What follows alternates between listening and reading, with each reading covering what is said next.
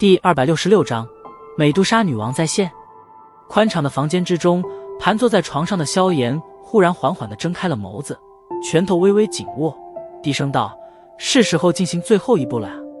轻轻地抚摸着手指上的黑色戒指，旋即萧炎双手温柔地将那盘在大腿上细细的吞天蟒抱在床榻上，手指点着他的小脑袋，微笑道：“小家伙，安静地待着，别给我捣乱哦。若是行的话，可以帮我守护一下，